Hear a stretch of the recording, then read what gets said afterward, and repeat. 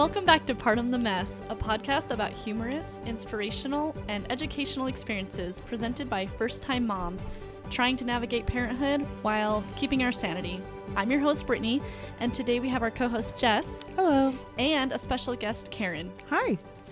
This is a special episode entitled Living with Loss, as April is Congenital Diaphramatic Hernia Awareness Month. First, we'll catch up with you, and then we'll introduce Karen. So, Jess, how has your week been? Okay, yeah, this week has been good. I had an interesting conversation with TJ that I wanted to share for my catch-up this time. So I may have mentioned this previously, but I don't remember now, that TJ was saying that he wasn't sure that he wanted more kids. Like, before Jamie was born or right when he was born, he kind of had that attitude. And I, of course, have always wanted a lot of kids. And so I would definitely be open to having more. And so we had this conversation about, because I had a dream that we had a second baby. Jamie was a toddler and we had a second baby. So we were talking about kind of the pros and cons of having a second baby. And I hadn't thought of this before, but we have 2 dogs and we love them, and we have loved them since, like, as our kids, right? Since we got them. And since having Jamie, we have spent so much less time with them, like training them, walking them. They've gotten such little exercise, unfortunately, in the last 2 months. So TJ was saying that he isn't opposed to having more kids, but he just sees how much time he used to spend with the dogs and how he doesn't spend that time anymore. And if we have another kid, like, not necessarily that he doesn't have the capacity to love more, but like he wants to be able to give Jamie all of his time. And that was just such an interesting thought to me. And of course, like, just looking at Jamie and spending all my time with him now, it just breaks my heart to think that I won't have the time to share with him, you know? So I wanted to ask your opinion and yours, Karen, because I know you have more than one. How did you reconcile that? I mean, you have 2, you had them at the same time, Right. But You it's didn't still, have a choice. Yeah, you didn't have a choice, but it's still like, you know, I don't think it's going to hold me back from having more kids, but, you know, it makes me sad. It just makes me sad. How do you guys reconcile that? So make sure I understand, like, reconcile the idea that you might feel like you're spending less and less time with each individual child. Yeah. Karen, do you have any thoughts on that? That's a really good question. Sorry. And no, you're just fine. I think it's definitely a juggling act. I mean, when you have your first baby, all your time is devoted to that one baby, and they are your universe and your world. Then you have more babies and you get more spread thin and more babies, and just keeps getting a little bit more difficult to juggle it all. But one thing that I love about being a parent and having children is that your love just multiplies. You don't lose the love you had for your first child. It just keeps growing with your subsequent children, which I think is kind of beautiful, that we have such a capacity to love in our hearts. And it might be hard for Jamie to get used to sharing his mom, but he'll see how much you love this little person, and he'll see that it's okay because you haven't forgotten about him, and he isn't on the back burner by any means. It's just another little person to love and to take care of and to play with, and it just keeps multiplying. I hadn't really thought about that point, but as I thought about it now, as you posed it, I thought kind of about what Karen was saying, not in the beginning part. That was a new idea, but like another little person to play with. And I was telling Jessica earlier today that I was having a conversation, so to speak, a one-sided conversation with Buddy about the menstrual cycle. And I feel like I need to, like, start now so that it's not weird for me. But anyway, I was telling him about it, and I was telling him how, like, women's bodies go through periods so that they can be theoretically ready to conceive and have another baby. And I told him that I think I'd like that. And I thought, at that time, how it would be fun for them to have other people. And I think for my kids, it would be maybe easier because they already have each other. Plus they have our dog Leah. And so I think they would be, well, also they're surrounded by little kids right now, like Cody's son and of course Jamie. But I think that's a really good way when hopefully I'm pregnant again in the future, I'm going to talk to the kids about that. Like, it's just another friend, because occasionally we do that. And I've heard, as a side note, if you're frustrated with your kids, calling them friends can help you feel less frustrated. Yeah, that's a good tip. Yeah. I agree with that. Well, thankfully I don't have to worry about it for a while. Jamie's only 2.5 months old, so we have a while to go before we really have that conversation. But thanks for your comments. That has helped me feel a little bit better about it. Yeah, good. And I think also, just to chime in again, I think it's normal to feel that way, because when we were getting ready to get pregnant with our second and then with our third, now with our fourth, I'm like, we're just going to get more and more spread thin. And I mean, going from 1 to 2, I was nervous. I was like, I don't want my daughter to feel like she's any less loved, but it's been so cool to watch her friendship blossom with her brother. And they are just best friends. And when she goes to school, he misses her all day. So I think it's normal and totally like reasonable to feel that way. Yeah. More pros than cons. Yeah, definitely.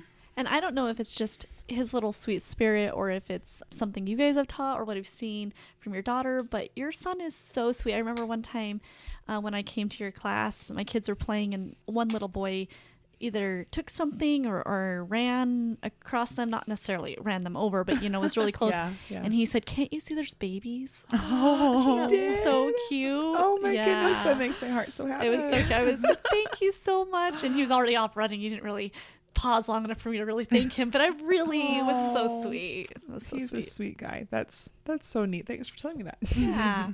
So my kids are still sick, and I know that I'm not unique in that, kids probably, this is something else maybe you can verify if this just happens when you have multiples, that your kids kind of share sickness and it doesn't go away, and that's sort of inevitable. I think when there's any set of multiples in the house, marriage without kids probably do something similar, but my kids I'm hoping it's at the end, because Buddy and Swiss have had like a kind of an echoic sort of situation where Swiss had like I guess kind of flu-like symptoms, then Buddy, and then a cold, and now he has a cold, but it's at the beginning of his cold, so I'm hoping that it'll still be the end of the cycle, and then we'll have a week break or something like that. But I swear it's been, even though I've talked on here about things that we like the nose Frida and the Zarbies, it just doesn't feel like we can get on top of it this time. And it was so sad today. Buddy was like a sick big kid kind of thing. Like he just laid down with the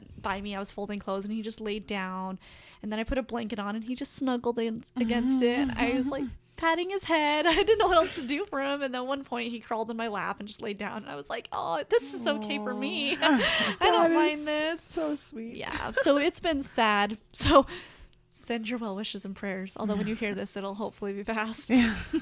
Hopefully. Yeah. So today's product praise will actually be introduced by Karen. But as a reminder, these products aren't products that we're sponsored by, or the companies that make them don't sponsor us. They're just products that we like and have been beneficial to us as parents or for our kids or just as people. Because as always, we want you to remember that you were and are a person before a parent. So do you want to take that away? Yeah, for sure. Okay. So I went through a lot of hair phases. I'm still going through, I'm sure. There's more hair phases in my future. But I've kind of fried my hair. I used to be platinum blonde, which was so fun. And it was cute. Thank you. But my natural color, though, is dark brown. And so to get your hair that blonde and keep it that blonde, it's a lot of processing and a lot of chemicals and too much money. But I fried my hair, and so I'm trying to go back to my more natural look and let my hair heal. But I noticed my hair was just really dry, and it didn't feel soft and nice like it used to before. I was like, let's become a Barbie and turn really, really blonde. So I found this product at Ulta and I love it. It's called It's a 10 is the brand. And the product is called Miracle Leave-In Plus Keratin. And It's a 10. They have lots of products, and all their products do 10 things. So basically, like, you spray it into your hair and it nourishes it and moisturizes it and makes it just more healthy. And I've noticed a huge difference in my hair just by using this. And let's see, a little goes a long way. I put in like 2 squirts and it just covers my whole head, and then I just brush it, and I put it in after I shower. So like I shower, towel dry, brush my hair, and then put that in. But it's just been really awesome for my hair to protect it and to help it be renourished after over processing for so long. And I know that during like pregnancy and shortly after too, you lose a lot of nutrients in your hair. A lot of times your hair falls out, which I'm experiencing some of that. Yeah, I'm looking forward to that postpartum hair loss, which I know is around the corner. Maybe that'll help strengthen though, and kind of prevent a little bit of that. But my other product that I brought, it's an external phone charger because I'm always on the go, and I feel like my phone runs out of battery so fast. Yeah. Or we'll be at like the grocery store and my youngest is having a meltdown and people are looking and he's throwing things out of the cart, and I'm like, oh my goodness, I am that mom today. And sometimes a smartphone just really comes in handy. Yeah. I try not to resort to it, but sometimes you just gotta use your resources to get through the shopping trip at Winco. So I have just loved this little external charger, and it has like a full battery's worth of charge in it, and I got it for a few dollars at Walmart. What brand is it? It's called On brand, ONN. So it's a mobile power bank, but I love it. I have two and I like use both of them. Idea. But yeah, I love this little tiny box, and it was so worth the money. Do you notice? I have one, but it doesn't even charge my phone the full way. So that's what I was. Wow. Yeah, if this you notice, charges, they'll charge the whole thing. What kind of phone do you have? Like Android or an iPhone? I have an iPhone. Okay, so I don't have an iPhone, so I don't know if this is the case, but it seems like everyone I know with an iPhone's phone is like always dead. And so I feel like, does it mean like the battery like normally lasts a long time? And so I don't know. I just feel like people, that can't be really the case. So I just wonder if it like, I don't know. I just feel like it must have like a huge battery, and then it's just, I don't know. But that's great that it keeps it charged, because my Android it dies a lot usually because I'm on Marco Polo all the time. Yeah, Marco Polo, oh my goodness, it zaps my battery life. I'm like, well, I had battery earlier, but 10 minutes ago. But one thing I guess I have realized though with this little box is that if you fully charge your phone, the box will then start to charge itself from your phone if you still have it plugged in. So once it's charged enough, I unplug it, because one time I got fully charged and then it started to recharge the charger. Oh my gosh, and I'm like, that's so funny. This seems counterintuitive. But that's awesome that it works. Because honestly, I've had a hard time finding ones that work, like multiples I've tried. So Yeah. that's cool. Thank you for sharing those Yeah. both. In this episode, we covered congenital diaphragmatic hernia, also known as CDH. This is a heavier topic, which may be triggering for someone who has experienced loss of a child. However, we also hope these words will be validating and encouraging to you if you've experienced something like this and have felt alone. So we'll go ahead and introduce Karen. She is a Utah transplant. She grew up in Texas and then met her husband while going to school in Rexburg, Idaho. Then they were married there in Rexburg and eventually transferred to Utah, and have since graduated and are in their career, because it's a joint process the whole time. It is. They have 3 children and 1 on the way. So we want to thank you so much for being here. I'm really grateful that you're willing to come and help us understand CDH better and share about your story. For sure. I'm excited to be here and talk about this. I feel like it's not talked about as often. Yeah. So will you first tell us what CDH is? I know I said the name of it, but Yeah, no, you you're can good. describe it. Yeah. So CDH is congenital diaphragmatic hernia. It's kind of a mouthful. So when babies are forming in utero, everything has to match up just right. And everything has to be formed properly. And so you have a diaphragm in your chest, and your diaphragm separates your chest from your stomach, so everything can kind of develop where it needs to. So your lungs can develop, your heart can develop, and then all your intestines and your organs can develop and not be interfered with. So when you have a diaphragmatic hernia, there's a hole in your diaphragm, and the hole can be small, it could be large, it kind of varies. And so for our son Carver, we found out at 20 weeks at the gender check ultrasound that he had this diaphragmatic hernia, and we were so surprised. I hadn't even heard of it before. It's such a random birth defect. Well, I guess not as random as I initially thought. It affects 1 in every 2,500 babies on average. Wow. So it's more often than you might think. But we didn't know really how severe it was. So the ultrasound tech, they look at all the anatomy and the gender and the organs, make sure everything is where it belongs.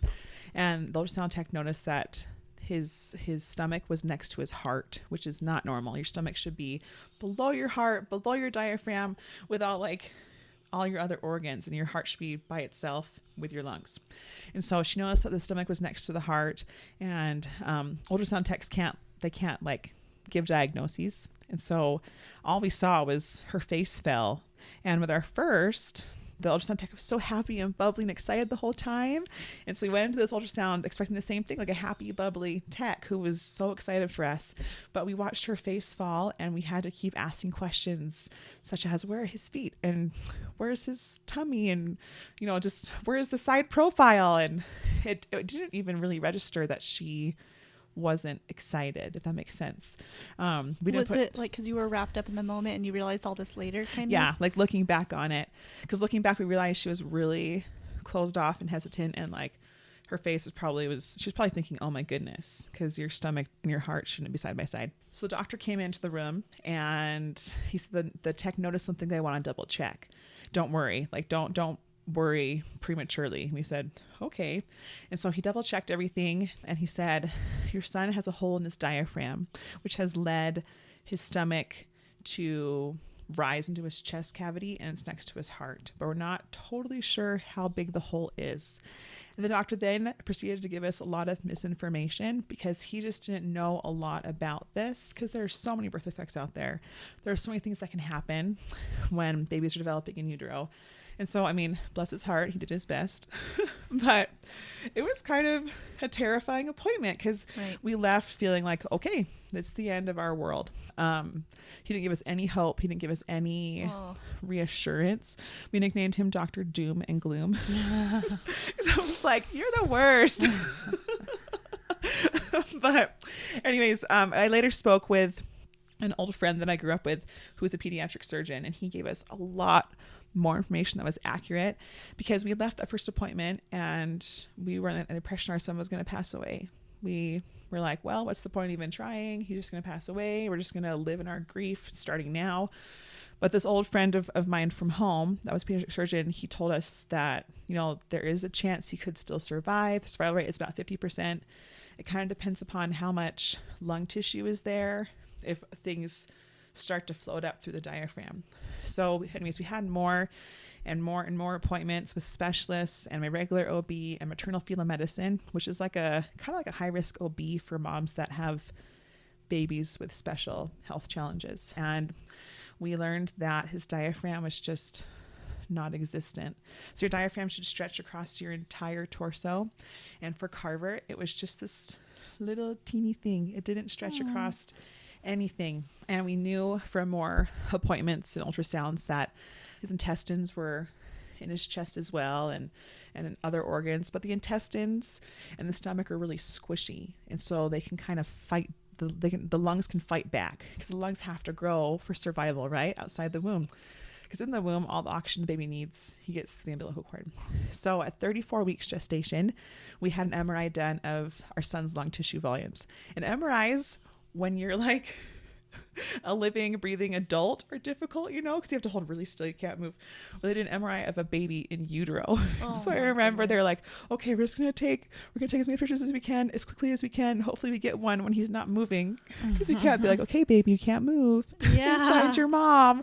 Just looking back, it was such a funny, I don't know, not funny is the wrong word, but it was just so different, because normally like you hold still and you don't move, but you can't tell a baby to not move inside their mom. Yeah.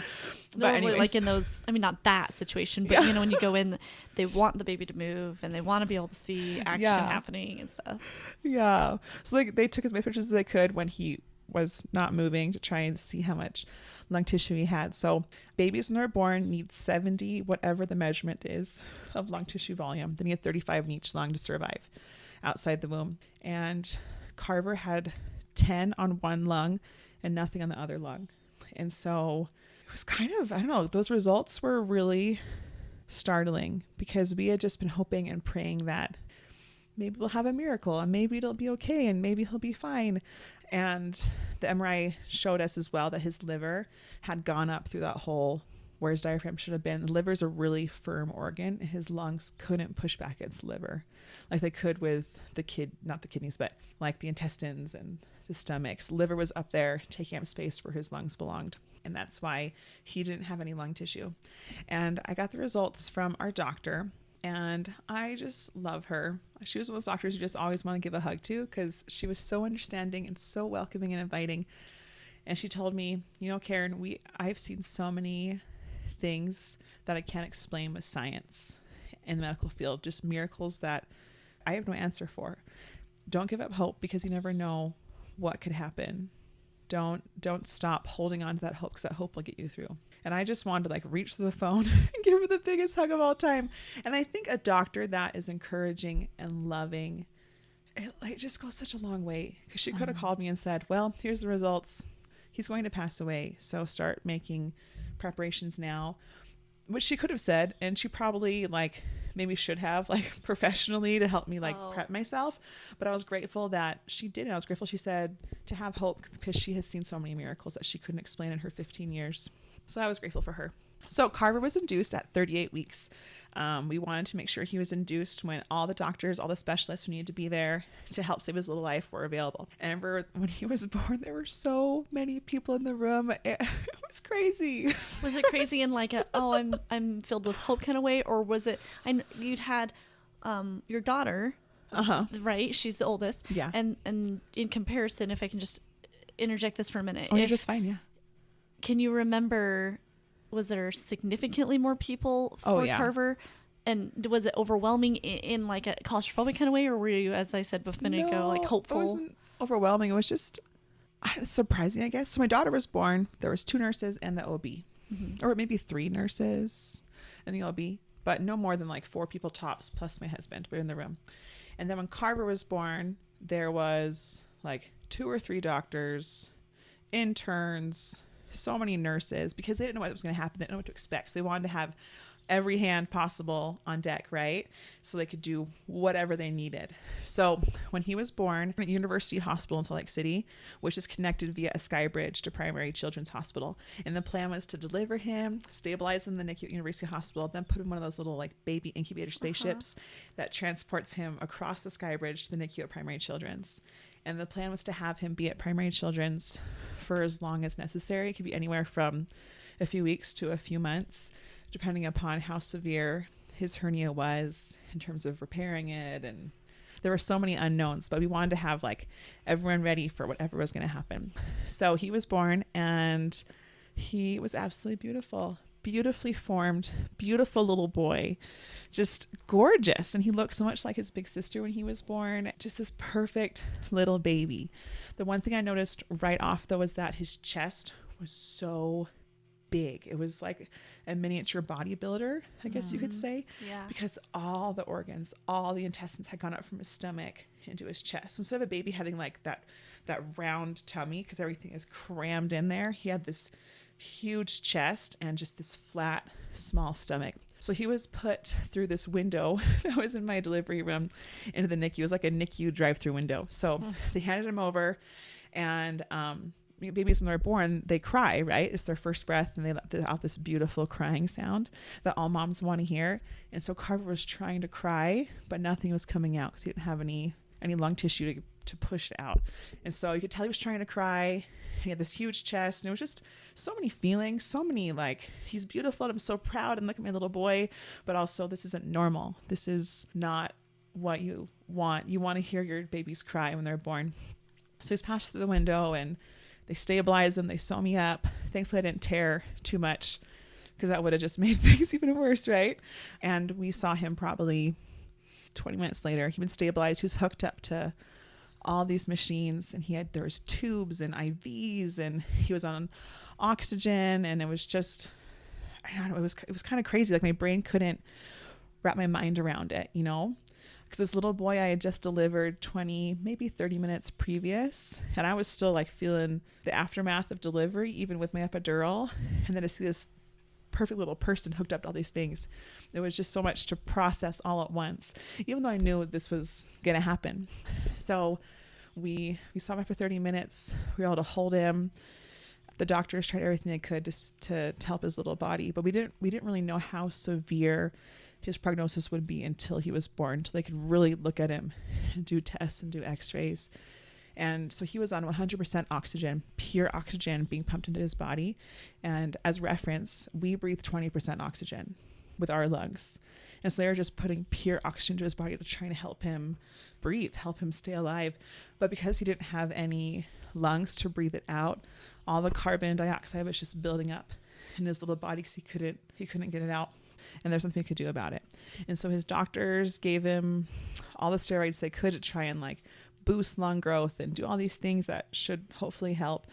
But his prognosis just wasn't good because he didn't have lung tissue, and you need lungs to survive outside the womb. Otherwise, you can't get oxygen to your brain, to your heart. You just can't survive. So his doctors, after about 5.5, almost 6 hours, they came to us and they said, we've tried everything we could. And we'd been with them the whole time. We'd seen everything they did. They had done their absolute best. And they said, we can't do anything else. And he can't breathe out the carbon dioxide from the oxygen. And so it's just building up in his little body. So at this point, the only option is he's going to pass away. And they said, you can either be here while he passes, or you can say goodbye now and then leave and not watch him pass away. But the thought of leaving my baby that I had just met and not being with him when he passed, I just couldn't bear that, even though I knew it would be so hard and it would probably be traumatizing. I just couldn't imagine not being with him, So we said, no, we want to stay with him. We want to be with him every moment that we can. And the NICU staff, they were absolutely incredible at University Hospital. They were so good. They had a rule. They could only have 2 people in the NICU besides the parents with the baby. And they let us break every rule imaginable. We had both sets of grandparents, and my brother and his wife, and then my husband's brother. And there was probably 8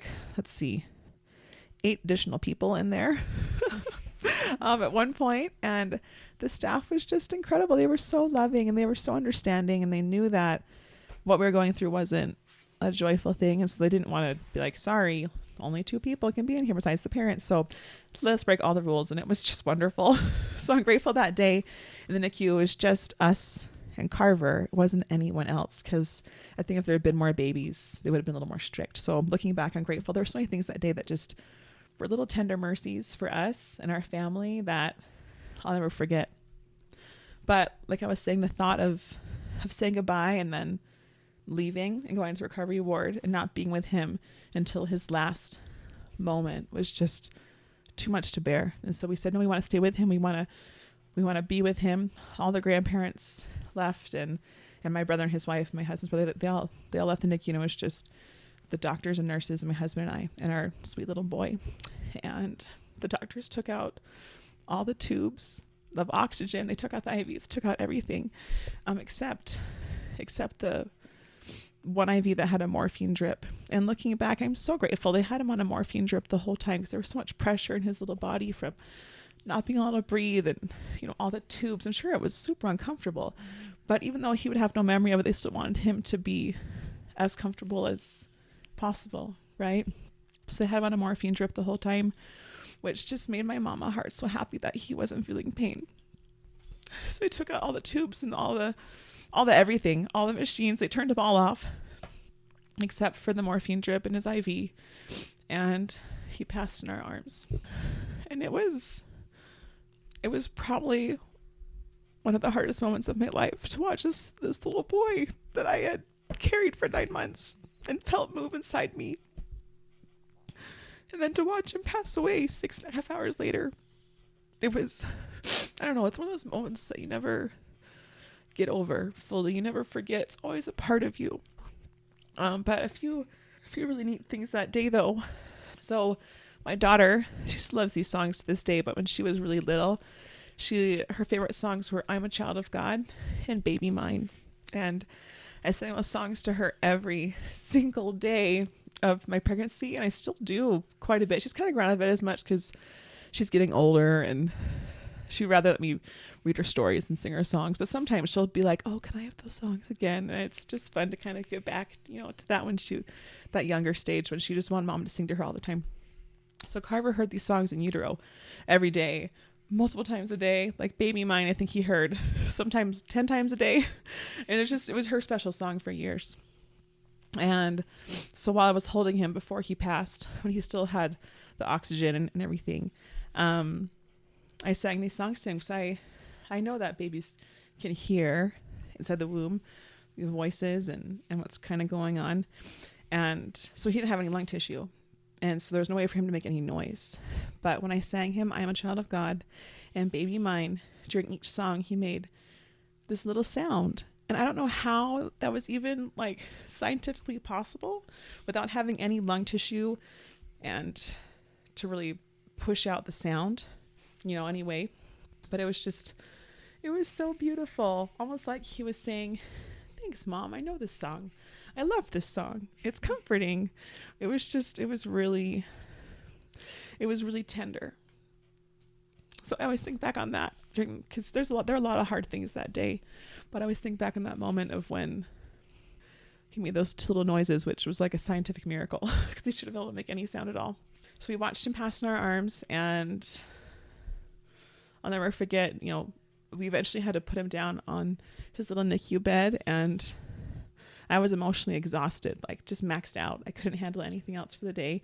And I hadn't really eaten anything since the previous night when we first got to the hospital to start the induction. So I was just physically exhausted, emotionally exhausted, mentally. I couldn't handle anything else. So we eventually had to just put him down, and I was still pretty numb from epidural. So they wheeled me out of the room, and we went to the recovery ward of University Hospital. And I remember the next day, so it's kind of fast forwarding, but the next day or day and a half after, like while we were still in the recovery ward, I realized I hadn't heard any babies cry. And normally, like when you're in the maternity ward, in the recovery wing, you're going to hear babies cry, right? But I hadn't heard a single baby anywhere. I remember asking my nurse after it had been there for a day and a half, I said, why haven't I heard any babies? This is so weird. And she said to me, we have a special wing for mothers who have lost children because we don't want you to be triggered. We don't want you to be in even more pain by hearing someone, in a neighboring wall with their newborn baby who is alive when yours isn't. And I was like, this is the best hospital ever. Yeah. Like, so considerate, so thoughtful. That thought never even occurred to me to have two recovery wings, one for moms that did have their babies here, ones that didn't. It was just... The hospital is incredible, and they thought of every little thing. So I can't say enough good things about University Hospital and the maternity ward. They were just amazing. But I don't know, do you guys have any questions for me? I feel like I've just been talking, or anything you want to ask, or... No, and maybe you were going to talk about this. I just know that we had an episode 3 episodes ago about what things that are appropriate to say or not appropriate to say to expecting moms or moms who have just had a baby. Yes. I figured there's probably a slew of things that people could inadvertently, quote unquote, mess up on here. Well-meaning, but there's probably, and you're welcome to share any of those. But I definitely would love it if you had some things that are good to say, so that they can steer in that direction. No, I think that's great, and I had that written down here as well in my notes. I just want you to feel like I'm like not letting you interject. Oh, you're great. And say anything in your podcast. We talk enough. Yeah, I've heard us enough. Okay.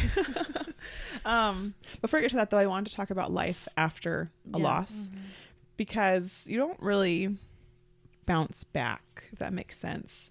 I had friends and some family members who thought I would get over it, if that makes sense. And then when our next little guy was born, people thought that his birth would heal my heart and I'd be fine, like it hadn't happened, kind of a thing. But the thing is, you don't get over a loss. It's a part of you. And it doesn't mean that your life is now in ruins. It doesn't mean that you can't find joy again. But you have to find a new normal. You have to find a new, or not find, but you kind of make it normal for yourself. So look back at old Karen 7 years ago, before we learned about his diagnoses. My son would be 6 this month. So, if we rewind 7 years before we were pregnant with him, before we learned about this diagnosis, a birth defect that I didn't even know existed, right? I was like, what the random birth defect is this? Diaphragms? What's that? I was a lot more happy-go-lucky. I was a lot more naive, for one, totally naive, because you always think it can't happen to me. It's not going to happen to me. It might happen to Joe Schmo down the road or so-and-so on the news, but it's not going to happen to me. And then when the real world comes and finds you, you're like, say what? Like, it can happen to anyone? Are you sure? This isn't fair. So you have to figure out who this new you is. And for a while, I had no idea who I was. I didn't know if it was okay to be happy, if that makes sense. I didn't know if it was okay to find joy in life because I had just lost a child. I didn't know if it was okay to laugh or to go a whole day without thinking about him. I didn't know like what the rules are for grief. And then one day I was reading this blog online, and I don't even remember where the blog was or who the author was, but her words were so impactful to me. And she said that there is no timeline for grief. There's no right or wrong. There's no, this is how you do it. This is how you don't do it. This is how you find your new normal. It's just, you kind of figure it out as you go. You kind of figure it out over the years. And it's okay if it takes you a while, and it's okay if it takes you forever, because there's no way to properly grieve the loss of your child. Whether your child passed in your arms after birth, whether your child passed during pregnancy, whether you had a miscarriage, there's no way to define and quote unquote properly grieve, because this is you and your personal journey and what you've gone through, and people just have to respect it. And so these friends, family members that thought I would just get over it, I was still so new in my grief. I didn't really know how to respond. So I was like, maybe I will get over it because I don't know what's going on. Yeah. But I didn't. And I haven't. And he would be 6 now. And I'm still trying to figure it out, right? But I've learned it's okay to find joy. I've learned that it's okay to laugh and have fun and make memories. It's okay to miss your child. It's okay to cry. I don't cry as much as I did. I used to cry every day, all day. And then slowly I kind of started to come out of that dark place, because I was in a dark place for a long time. And I could feel the darkness, but I didn't know what to do with it. And I had heard from a friend a little while after my son had passed that grief, you just have to let it sit with you. You have to just be okay being in your grief, because it's a part of you. And if you try and ignore the grief and ignore what you've gone through, that just isn't healthy. Like, you have to be okay with it.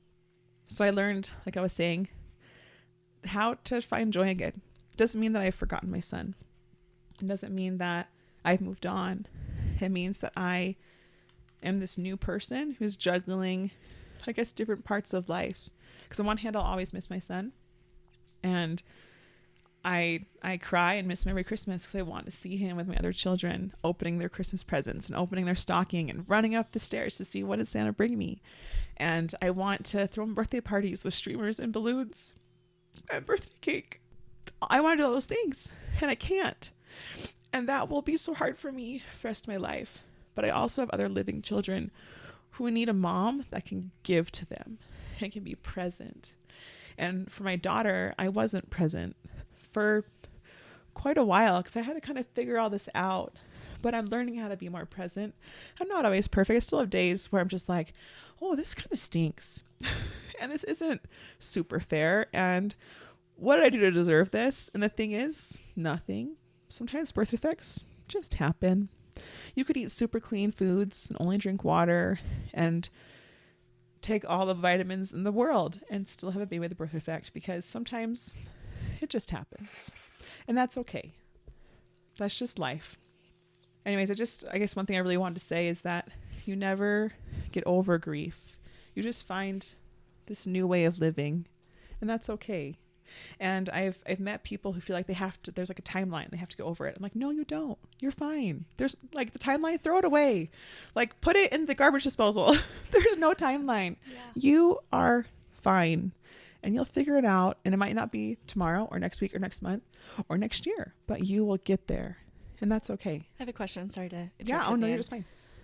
So do you have any words of wisdom or direction for moms or dads, but moms who might be afraid of the possibility of a birth defect? You know, they almost like, sorry, I know you said that it's not your fault, or it's not, you can't necessarily control. There's certain things out there that can be exacerbated or made worse if you're not trying to live as healthily as you can. But in this situation, there was nothing that could have led to it, right? Exactly. So, because I find myself sometimes fearing things like, maybe I never want to get pregnant again because then I'll just avoid all of those. like that kind of mentality. That was Oh, kind I of my hear you. question. I what did hear you. What did you do? How did you decide to have more? That's a great question. So we had a son born 11 months after Carver passed away, which definitely wasn't part of my plan at all. So you didn't decide to have more. I remember we were driving to Rexburg. So our son Carver, he's buried in Rexburg next to his great grandparents, and they lost 3 babies when they were younger and alive. And so it's kind of sweet to have him buried next to them because they've lost babies. I remember driving to Rexburg for Carver's funeral, and I told my husband, don't even talk about babies. Don't talk about pregnancy. Don't talk about like anything, marital relations, nada. Like, don't bring it up. I'm not there. I'm not ready. And I said, when I am ready, you'll know, but now is not the time. And he said, okay, like, I respect that. That's just fine. And then about 4 weeks later, I started having these thoughts about like, oh, maybe we should try again. I was like, no, what is this? This is craziness. Like, what is wrong with you, Karen? I know. I was like, no, I'm not doing this.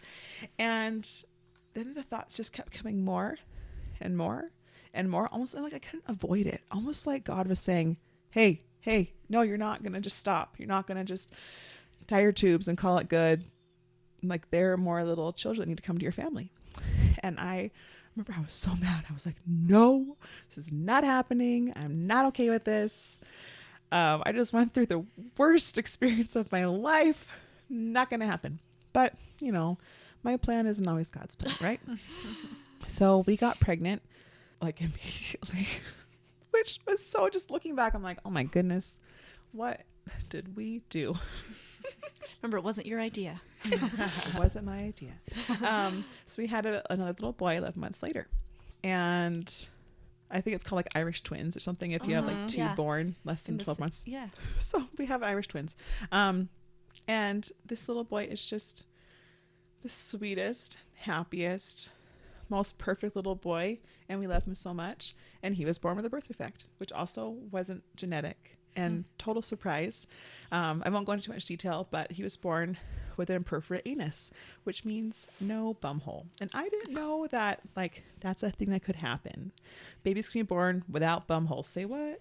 He even passed like the bum hole check test when he was born, and it can't be detected in utero at all because you can't you can't with an ultrasound check a bum hole. Can you turn to the left? And then turn, and then we'll look for this hole amongst all the black and whiteness already in the ultrasound. It's a different story altogether. We can do that a different time if you want more birth defect. I do want to just ask though, like, how did he pass that at birth? Yeah, I know, right? It's crazy. So babies are born.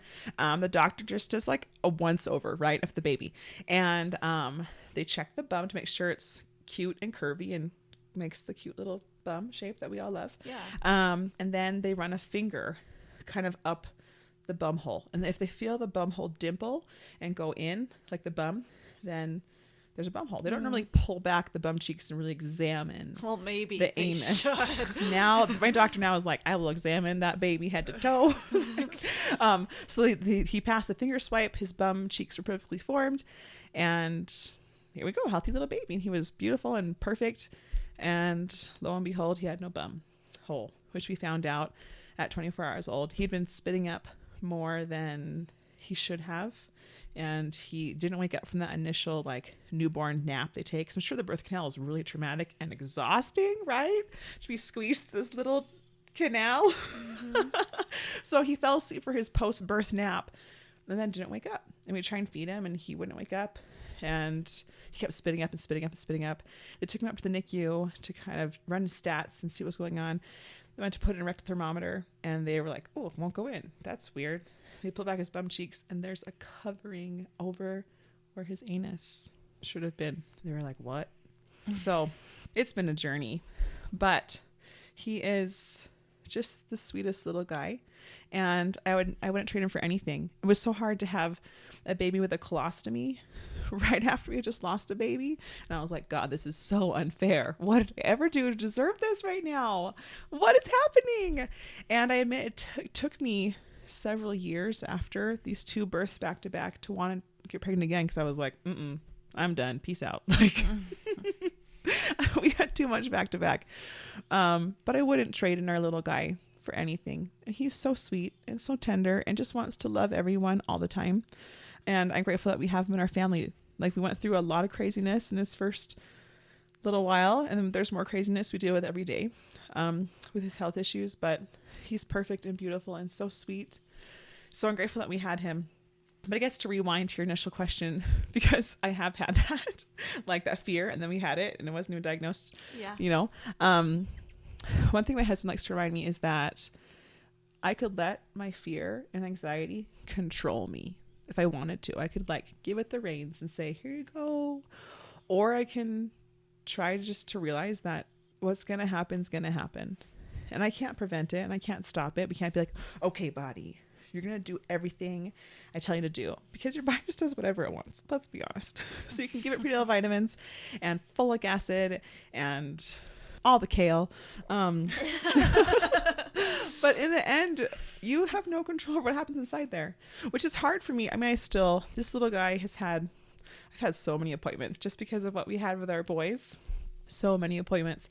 Everything looks great. Everything looks healthy and normal and happy, which is so wonderful. When we went to our 20th ultrasound and I learned that he has this beautiful full diaphragm, I cried. I like bet. We just cried. I was like, diaphragms are gorgeous. They're so wonderful and they're so important. And you can't diagnose a perforated anus in utero, but you can look for warning signs if you know what to search for. And they haven't seen any red flags, any indicators. So it's great. But even with all that and all my extra appointments and extra ultrasounds, I still just, that anxiety is so real. And so I just have to tell myself every single day that whatever's going to happen is going to happen. And I can do my best to feed my body what it needs and feed this baby what it needs.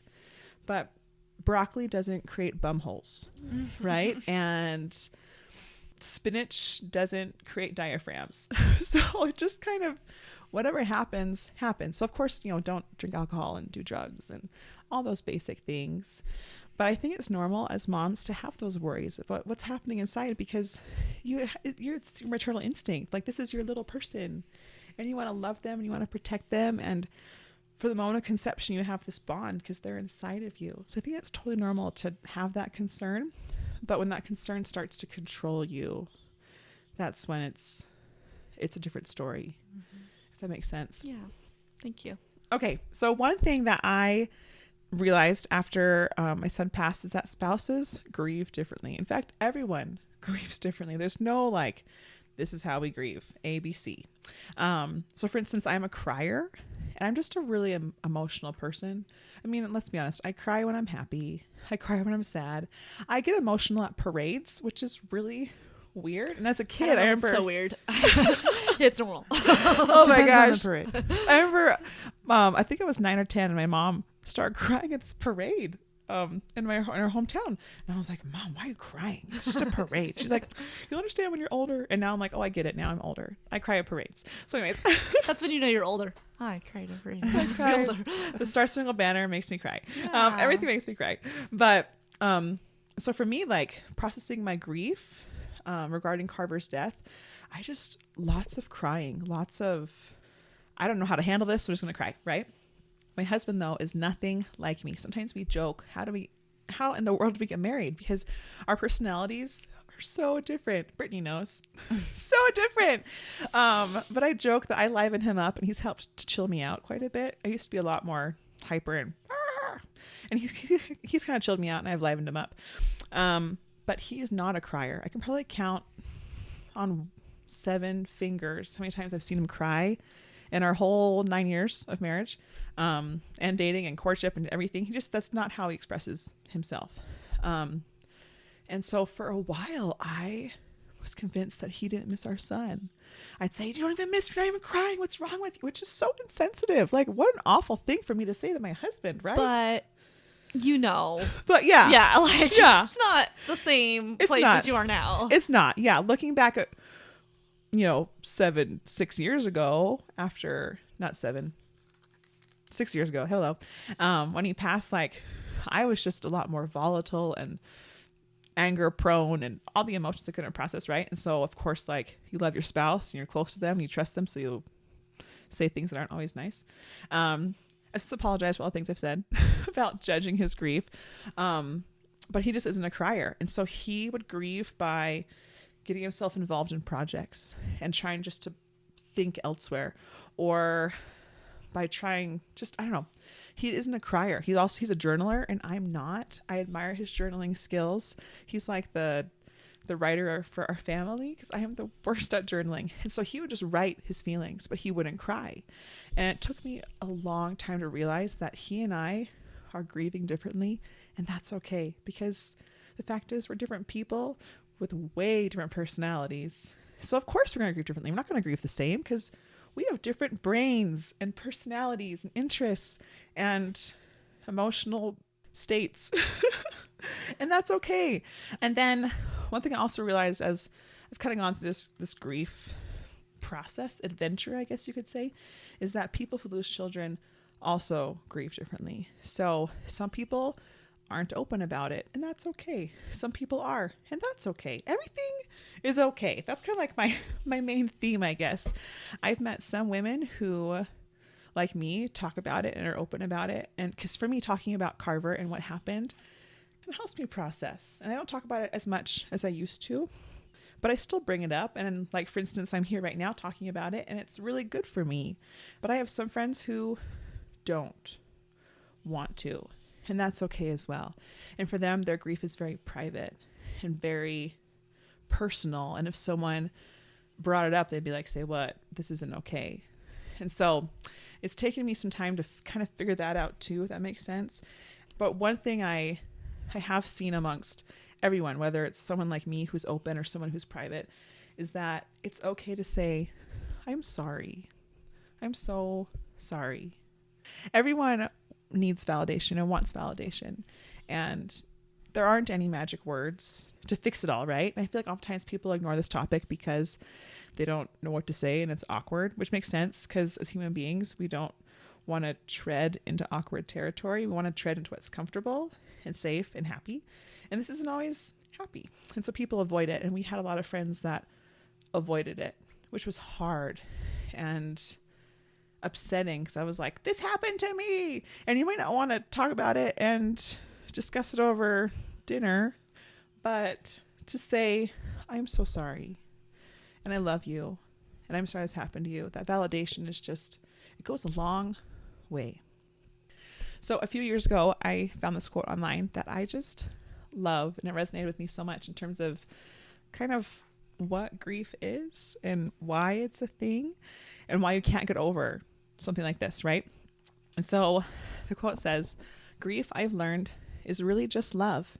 It's all the love you want to give but cannot. All that unspent love gathers up in the corners of your eyes, the lump in your throat, and in the hollow part of your chest. Grief is just love with no place to go. And I just think that's beautiful. And it's so true, because you want to love this little person or this old person, no matter what kind of grief you're going through. You just want to love them because they're a part of you and your life and your heart. And then when you can't, it bottles up.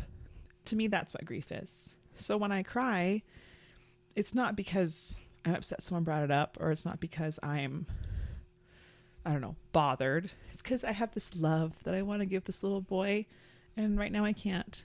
And I believe one day I'll see him again, and I can, but right now I can't, you know?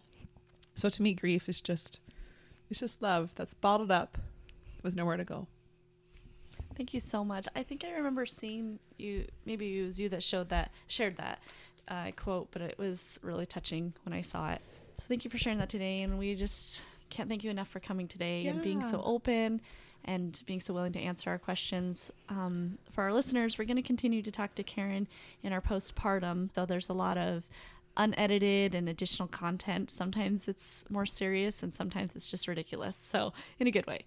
With that, we're going to go ahead and transition to our recipe section. And Karen has been so good to bring a recipe for us today. Do you want to tell us? Yeah. So the recipe that I brought today is called curry chicken salad. And sometimes the word curry scares people because it can be overwhelming in recipes. Or super smelly sometimes if you use too much of it, right? But years ago, my husband and I found this recipe for curry chicken salad, and it's so good. And the curry is just the right amount. It mostly just kind of like colors the chicken salad. and it adds a little bit of flavor, but not overbearing. So it's canned chicken, which I think is the best because I feel like we always have canned chicken in our cupboard. I'm like, where'd this even come from? Who keeps buying this? So it says canned chicken, celery, apples, craisins, mayo, of course, curry. I think there's one more ingredient. I don't remember off the top of my head, but is there nuts? I mean, it sounds like there's no nuts. Okay. And we love to eat it like on croissants. Oh my goodness, it's so good. It is so good. Or just wrapped in lettuce leaves. It's super tasty. It's also, we learned through trial and error that it always tastes better the next day. So the flavors can mesh in the fridge and like do their flavor magic thing. Oh, it's so good though. So we'll make it like in the afternoon and then have it like the next day for dinner. Oh. So we let it sit for a full 24 hours. It's still good right after you make it. Once the flavors have time to sit and mesh and do their thing. Oh, it is so good. So good. So I'll for sure give you the recipe. Thank you. But it's one of our absolute favorites. That's great. So we'll list that as well. As a reminder, we'll have the products that Karen talked about earlier on our website in the show notes. If you haven't checked out our website, please do. There's a lot of other goodies on there, like a blog section. You can check out the other episodes of the podcast, as well as additional recipes and some of our favorite kid items and mom items that one of us hosts have used and enjoyed. Make sure to join us next week, where we will have our third and final co-host story, where Jessica will take us through her journey of years of waiting to become a parent. And then in addition to our website, you can check us out on Instagram, Facebook, and Twitter at Partum the Mess. And like I said earlier, if you like our content and you'd like to become our patron and help support the show, you can go to patreon.com/partumthemess. So we want to thank you for listening. Partum the Mess. We're making memories.